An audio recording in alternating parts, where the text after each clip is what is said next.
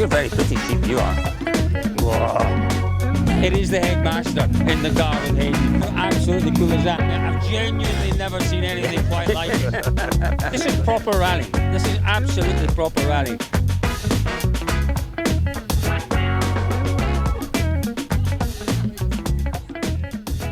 We're the only motorsport that has road registered cars that are competing. So that means that we can drive our cars into the community spaces.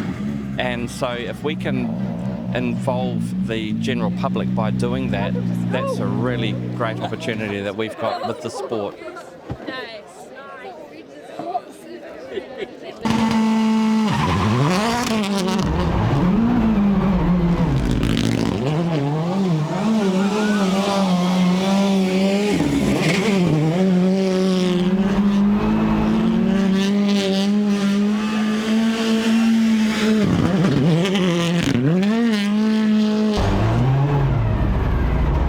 How cool is that? How absolutely cool is that? It is the headmaster in the car with Hayden. I think we'll grab a word with him while he's still there, shall we? How was that? It was great fun, yeah, absolutely. I could see Woody on his tractor looking at me with very much a disapproving look, but look, you only get one chance, so it was great fun. I think you might have to miss the first lesson or two and go out there with a rake and just sort it out, I suspect. Yeah, I might have to go and get changed, get the gumboots on, do some remedial work out here now. It's fantastic to have somebody like Hayden come here, and Jimmy to come to school with them today would have been great, and the boys would love it. They'd all love to have a go at this sort of thing. So yeah, fantastic. Well, thank you for hosting us, Mr. Bovey. Well done. Cheers, thank you very much. Woody, now it was the headmaster who said that was okay. I saw your face. It was like, what is he doing? There's a bit of work there, isn't there now? I'll just get the roller out. Have you seen it yet, though? Yeah, it'll fix up. How long have you been groundsman here for? Almost 8 years. Have you ever seen anything like that? No.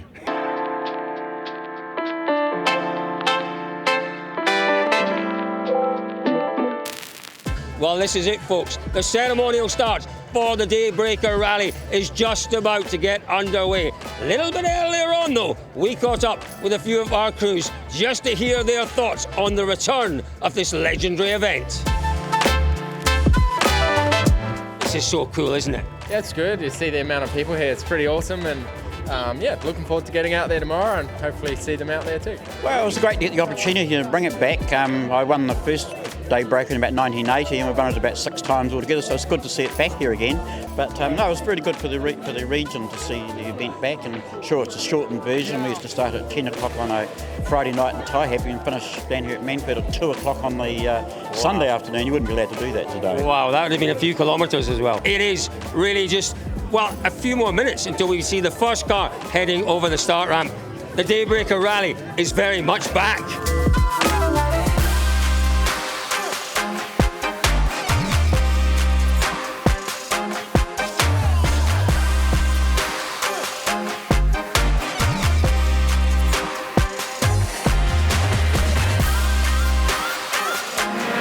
Community is such an integral part of rallying, you know, and we don't operate unless the community buy into our events. You know, the community sponsors, the community backers, but in particular in a rural community like this, you know, it's the landowners, it's the farmers. David, I have to say, first of all, a massive thank you to all the farmers and the landowners around here for putting up with us and for encouraging us and welcoming us and looking after our crew. It is the rural communities. If they don't buy into our events, if we don't look after them, we don't rally, do we? No. Well, we've come out to the heart of the rural Rangitikei, to the Otowiti station, which is really something very special indeed. I've heard a little bit about this place, but I want to find out more. And this is the man who's going to tell me more. Charlie Duncan. Charlie, thank you very much for A, having us here today, but B, more importantly, tomorrow you're going to host the service park, one of the service parks for the rally. But blown away. It's a beautiful place, but we're only seeing a very small part of the station here. Tell me a little bit first about what we're seeing, and tell me a little bit about the scale of the operation here. We're going to be farming 400 hectares now with the cadet school, which is basically where we're happy to keep that amount to run the cadet school. Prior to that, we were 1,800 hectares. Hello, beasties. Hello, beasties. We were employing shepherds that couldn't do the tasks that we wanted to do. Yeah. So they were turning up with, we used to say, phone book type status CVs, telling us that they could do everything, but they couldn't do anything. And so That, along with when we were doing community events, we had no young people in our community. So I was the youngest at 33 at the time, and then there was another guy same age as me, and then the next jump up was late 40s, early 50s. And we just sort of couldn't see any succession in our community with no young people coming into it. How difficult is it to persuade youngsters these days that there is a life in farming, that farming is a viable occupation? Because I know certainly back in the UK it's a struggle. It's a struggle to get youngsters involved. Well, it's hard work. Yeah. So it is, but interestingly enough. But rewarding, my goodness me. You know, look at this beautiful countryside. And look at your office. Yeah, exactly. It's exciting, isn't it, to have the rally in this region, and, you know, to see the rally showcasing, I suppose, the beauty and the wonderful industry and the projects like yours. The rally helps to do all that. Look, I think if I've grown up with a lot of farmers that have been really negative about the rally over my lifetime. And one of the interesting things that people pretty quickly forget is that the best money that can come into a region is outside money. Yeah. And when something like this rally is going through, it is an inconvenience in some ways to somebody who wants to move a stock on the road at that particular day, but with the organisation of this rally in particular for us, because we haven't seen them here for a while, but this rally has been particularly well organised. The communication to the community has been fantastic. I don't think there's anybody that doesn't know that they're not coming. And I think it's an absolute gem that, you know, we've got people like Hayden Patton, they're going to drive up our driveway. Yeah, absolutely. I'll be taking a photo of that and getting sure that our Facebook page is showing that we've had some pretty distinguished people through, and there's lots more than just him too. But do you know what? There's a real connection there, isn't there, between what the rally's doing and what the Ottawitty station's doing. It's about connecting with youth, you know, and trying to communicate and trying to show a future, and a different sort of future that's not all about screens and iPads and telephones, you know. The Ottawitty station is saying the land here is so important, the husbandry of the land is so important, the guardianship of the land is so important, and it doesn't naturally progress unless you actually motivate and engage the youth. And that's what they're doing there. And it's the same as what Paul and T-Mac are doing in this rally. Rallying doesn't progress, rallying doesn't survive unless you engage with the youth and show them there's an alternative, show them there's another way. God, it was so good spending that hour with Charlie at the Ottawitty station, but you're local, you had a few ideas of other places we should visit. Absolutely, took you on a bit of a tiki tour of Fielding. But this is very much the beating heart of the rural community. It's the stock markets here in Fielding. Do you know what? As you can tell, it's a proper setup, this. It was once, I believe, the second biggest cattle market in the Southern Hemisphere. That gives you an idea of just how important this is to the local community. It's been here for, I think 1860 was the first recorded cattle market on this site, and it's continuously been on this site since then. And twice a week, you know, the local farmers will bring their livestock down here, and I mean, look at this. I mean, it's just sheep and cattle absolutely everywhere. But it's where it all happens. We've been out, we've had a look, haven't we, in the hills. We've seen the local farmers, we've seen the cattle farmers, we've seen the sheep farmers. Obviously, they've got to sell their ware somewhere, and this is where it all happens. It's incredible. If you look around, the number of cattle wagons and trucks that are parked up around the market give you an idea of just how busy this place is. It's fascinating. You know what? You know, if you've never been to a cattle market, it's worth coming down. It's an education, it's a rural education, particularly for those of us who maybe don't live out in the countryside. If you get the opportunity, get down here and really you get an idea of where it all comes from, what it's all about. It's very much like a social. You know, the farmers will come out with their drivers once or twice a week. Obviously there's a job to do. You can hear the auctioneer selling the cattle. I don't quite understand. I've got to be careful about raising my hand. I think I came close to buying this pen. I think there's not enough room in our car for them. Don't want them. They're fine looking beasts, but I don't want them. Oh. 116. Quickly, pudding, $116. $116. $116. What? Sorry, sir. $116. Is that per head? Yes. Right. Plus GST, plus yard fees. And what are these here? Are these, they're not breeding sheep. Excuse my ignorance. No, you're Are right. these going straight for to the table? Killed. Fat. Yeah. So they're store cattle. Is that what they call store lamb? Yeah. Sorry. And then we'll send them off to your home country for you to eat them. So the New Zealand lamb that turns up in Tesco's might well come from here. Could well do. Wow, Absolutely. isn't that incredible? That's incredible. Best lamb in the world, I'm told. I shouldn't say that because my in-laws are an abattoir family, and they have a few sheep on their place as well. They'll tell me their sheep's the best, but I think this probably is. Staffordshire in the Midlands. Oh, yeah. Yeah, they're 5th or 6th generation abattoir owners. Yep, cool. So, I do want to see who's buying them. I want to see who's buying these. It's very difficult to tell. It's a kind of, there's a code, isn't there, with the buyers? And some of them scratch their noses, some of them wink. There's a real kind of, you've got to watch really closely to see who's buying and what the little buying signal is, left ear, right ear. You're very pretty sheep, you are. You are very pretty. Yes, you are very pretty sheep. Yes, you are. It's fascinating because it doesn't look like anyone is actually buying. Sold. Sold to someone over there for $80 a head. It's fascinating. So these ones have just sold for 80 a head. Yes. And these ones over here just went for 116 a head. It's just it's the breed, weight, right? And age a little bit. Right. So okay. Everything comes into effect when you're selling sheep. Very good. Very good. Fabulous stuff. Good job. Well done. Thank you. Sorry to take up your time. 14, 14 and 14, 15, 16, 17, 18. Have to say it's a fascinating place to visit, isn't it?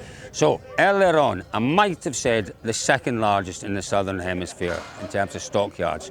The guy who runs the place, he says it's the biggest. Who am I to argue with him?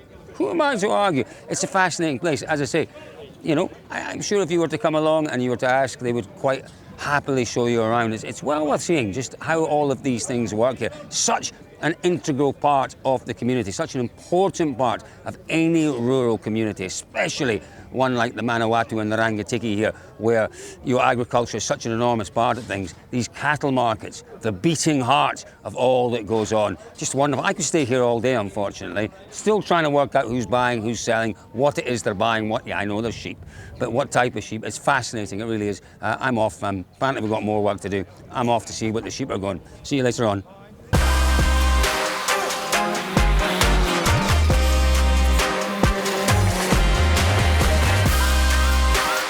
Shane, good morning. First stage of the day. Tell me about the conditions in there.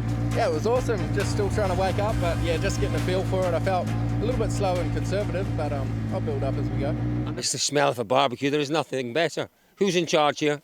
We all are. Jolly good. I'll have a little bit of tomato sauce on mine. That will be lovely. You guys have got the perfect setup here. Yeah, for sure. Yeah. Have you been here since when? Well, a couple of hours ago, I presume. Okay. Yeah. Okay. You've got it set up. Were you expecting maybe a little bit of weather, bit of moisture, possibly, but it's clearing, so perfect conditions. And you brought the young'uns along to obviously do the cooking for you. They serve a purpose, don't they? Introducing them into the rally sport. Have you been a fan for a little while then? Yeah, competitor and fan. Right. Yep. Right. When did you last compete? Oh, many moons ago. Right.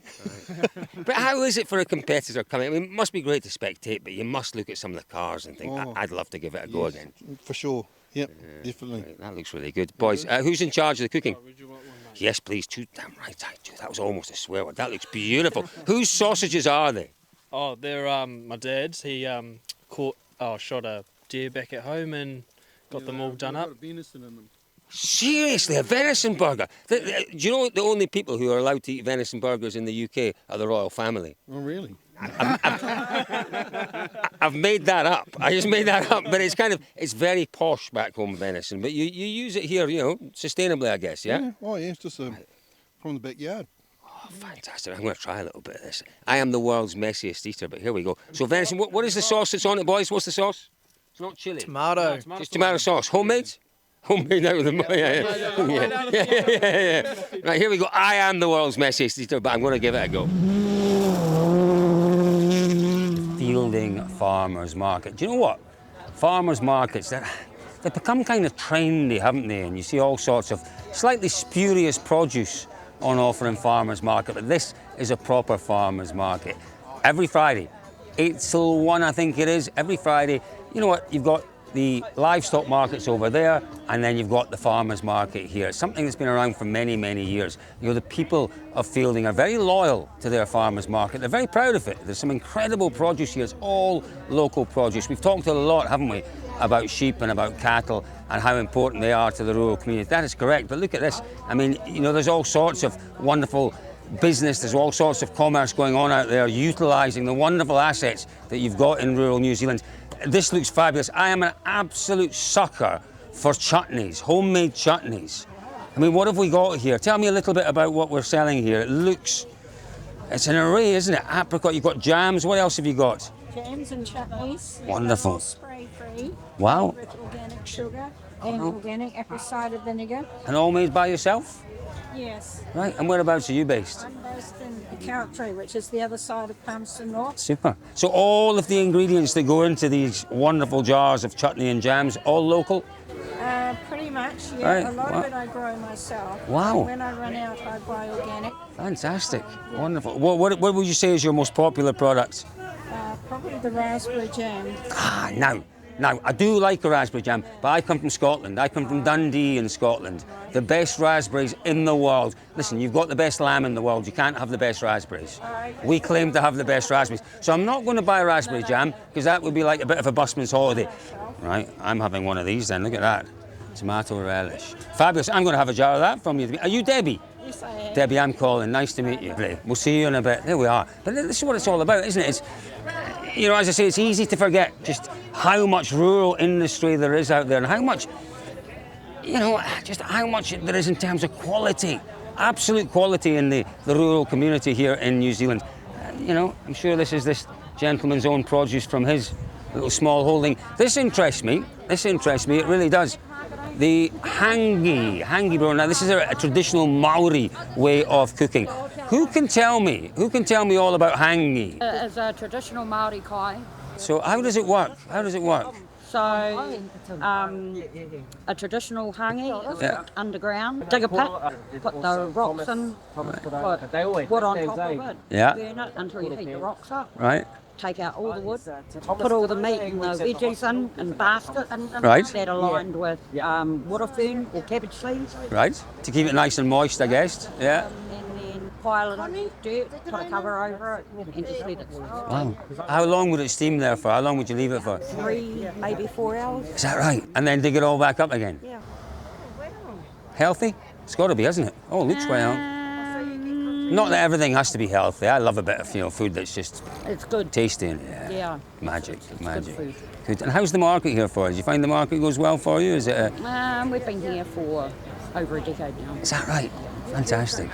It's so important, isn't it, to the rural community to have these sort of markets where...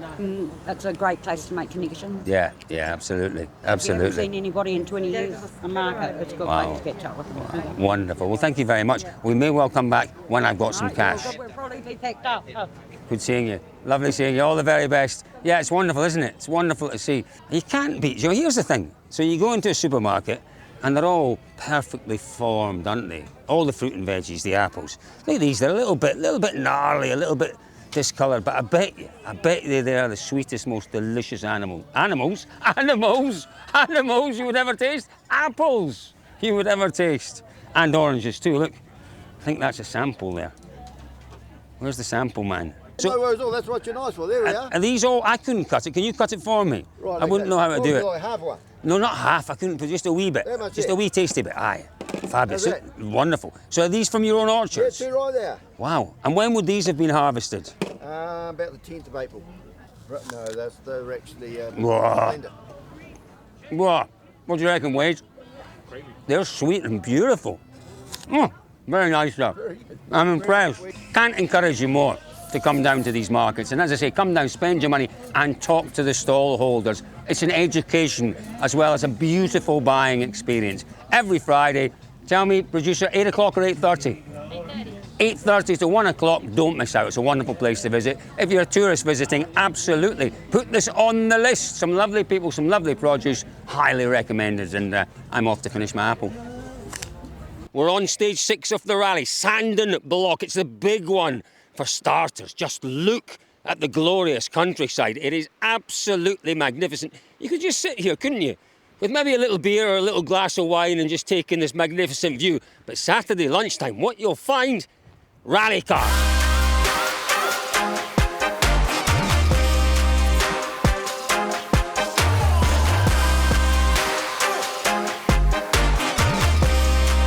again, it was so good to see so many of the community getting behind that. So many kids, so many of the community groups. We've got barbecue, we've got bacon and egg sandwiches, sausage sizzle, cans of drink, whole bunch of whānau baked, all sorts of yummy goods for you to come down and purchase. And you've got all the kids out helping as well. It's great that they get involved, isn't it? Yeah, that's right. Yeah, the kids, whānau, everyone's here. Yeah. And I'm told you've provided some marshals as well. Some of your, who's that? Is that the teachers or the kids who've gone out to marshal? Yeah, so we've got kids in whānau who have all signed up to marshal, and yeah, they've done all their learning to be able to do that, and then they'll be out on the course. There's about 15 or so whānau out there at the moment.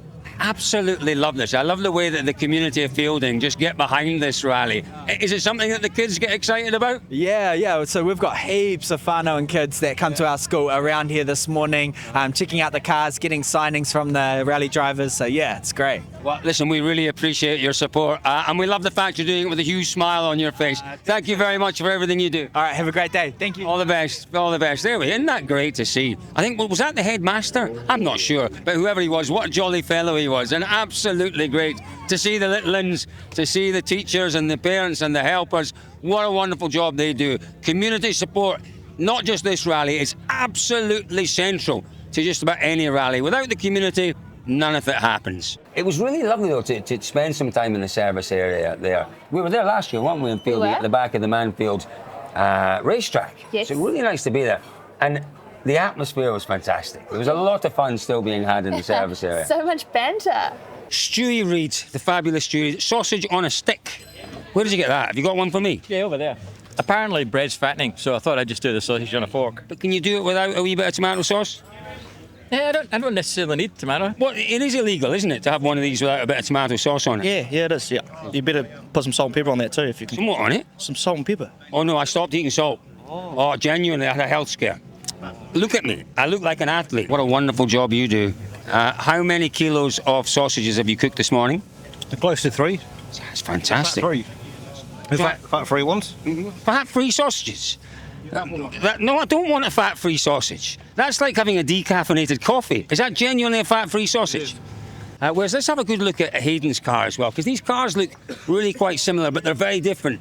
Brendan's car is what they call an AP4 car. This really, other than a Rally 1 car, which is absolutely the pinnacle of rallying, this is the next best thing. It's an absolute weapon of a machine. You know, they'll only do, I guess, top speed in this one, Hayden, 185, 190, something like that. And you know what? There are 25-year-olds, Subarus and Evos that will do a higher top speed than this. But what's the most important thing about this car? How nimble it is, how quick the acceleration is. And as important as the acceleration is the braking ability. They can brake late, they can brake hard, they can take corners, the cornering speed. Look at this, let's just watch this now. Now it gets a little busy, they're up against it with the time. So their time to be at the time control out of service is very close.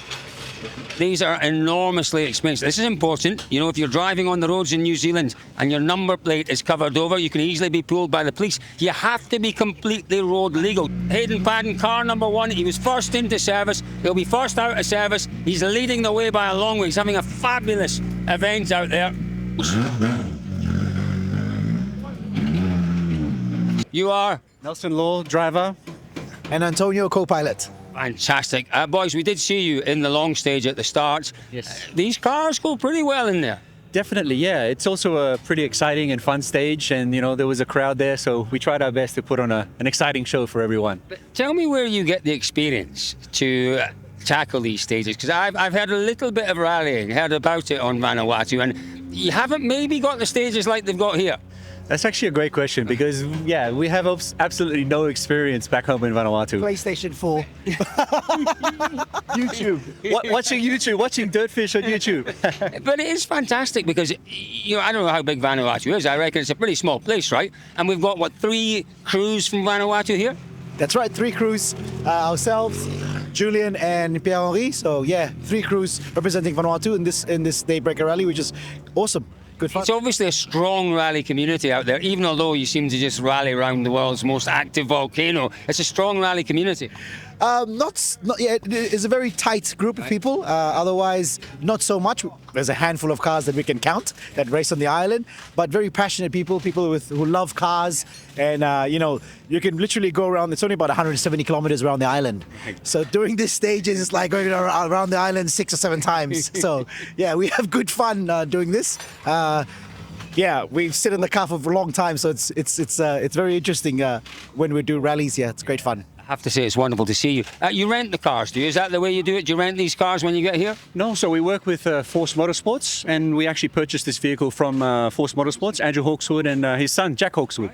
Yeah, this used to be one of his previous vehicles, so yeah, very happy with the vehicle. So you're over here pretty often then, rallying. I mean, you've got to get the most out of it, I guess. Yeah, it's a bit of a trip over, but definitely we try and come over as much as we can. Because, yeah, the racing over here is really, really great. Well, it's wonderful to see you, and it's wonderful to see you supporting and flying the flag for Manawatu. I'm going to make it there one day. It's one of the great things about rallying. Well, it brings you to places like this in the gorgeous Rangitikei region. It's absolutely stunningly beautiful. We've got a lovely little farmhouse here, and would you believe, see that line of trees there? That is the top of a gorge, and I reckon that gorge has to be 40 metres deep. About 40 metres, you've seen it, would you say 40? I reckon it's at least 40 metres deep. We'll go and take a look at that later on, because it's just beautiful. Around every corner, there is something that makes you go, wow. And then there are rally cars.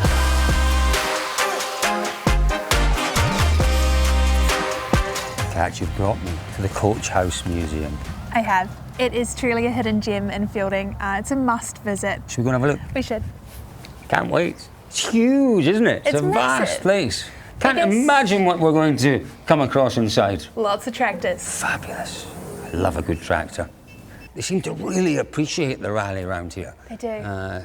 So, you know, they know what it does. They know that it brings people to the region. It brings, you know, brings eyes to the region that maybe wouldn't see it otherwise. Absolutely. And they love it. And, you know, who doesn't love a good rally car as well? Macoric Farm. I mean, you know, it is so beautifully laid out. And, you know, there's so much information. And you think the research, 140 people, and it's all volunteer run here as well. You know, all these little biographies, like these things about the various pieces of equipment, the various people.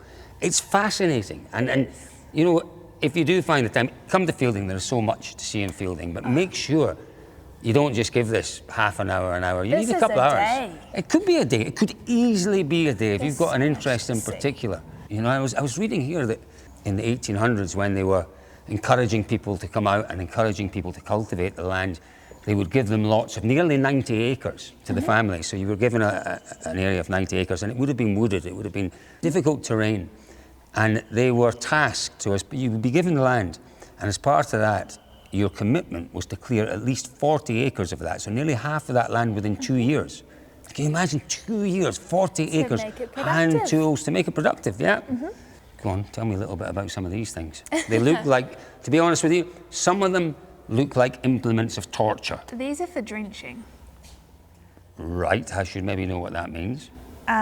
For giving animals medication orally. There you go. Oh dear, I hate to think what they do with that. Is. Look at the faces. They're very stoic, aren't they? And they had to be. They had to be back in the day too. You know, because it was. I guess it was never an easy life working the land. Not easy at all. Fabulous. I love that fella's beard as well. I've got a rocking chair like that back at home. Genuinely, I have a very, very, very similar rocking chair. Look at the wee desk as well. Yeah, it was a simple but really hard life, wasn't it?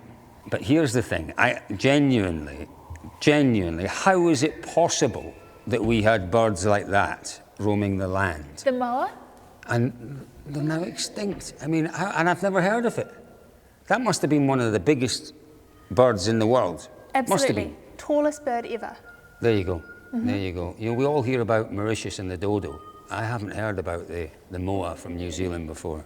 It's sad. It's really sad, isn't it, when you think about it?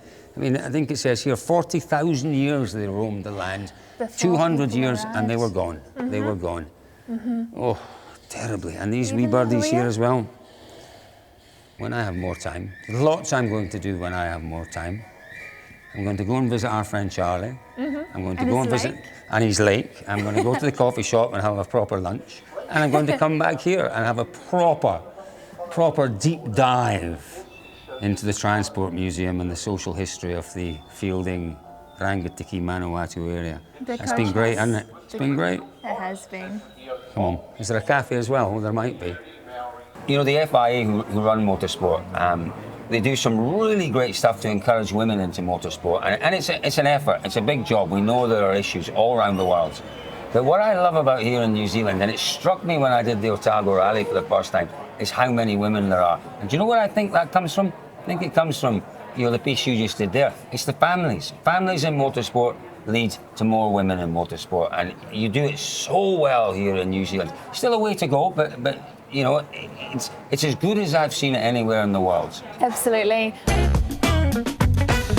193 kilometres. 300 and something touring Ks too. Over the course of effectively a day, it is for me, it's a blueprint, not just for how to run a great rally, but you know, how to make rallying attractive and sustainable. And how to give the competitors actually what they want. Value for money. Just treat the competitors as customers. We all want to be customers. Make it an adventure. And it was that. It was absolutely that. Even at 3 o'clock on Saturday morning, it was an adventure. Look, I've had a wonderful time. Very, very fortunate, and it's my second visit to this part of the world. I discovered the glorious Rangitikei and the mighty Manawatu last year, and it was a joy to come back and see those regions again this year, and to see a rally developing. I thought it was great last year. It was better this year, if that's possible. Highlights of the weekend for you, Kat? Was there a highlights? Just seeing all the kids out there, just so inspired, the next generation of rally drivers and co-drivers. I absolutely loved every minute of being back here in the region. You know, meeting some incredible characters, the guys in the community doing such a fabulous job. So many of them, you've seen them in the video, I won't go through them all again. But I think special mention at the end of this video for Paul and for T-Mac, the two guys who are the driving force of this rally. They are very special men indeed. They'll say, yeah, we're supported by a team, and they are supported by a team, but they inspire that team to get up, you know, at 3 in the morning, to work right through the night to make sure that we can all go out and enjoy the sport. Boys, you did a wonderful, wonderful job with your team. The people of the region, you did a wonderful job in supporting the rally. It's been magnificent. I've enjoyed every minute of it. Hope you've enjoyed our highlights video, folks. We will see you all again, same time, same place, hopefully, Kat, next year.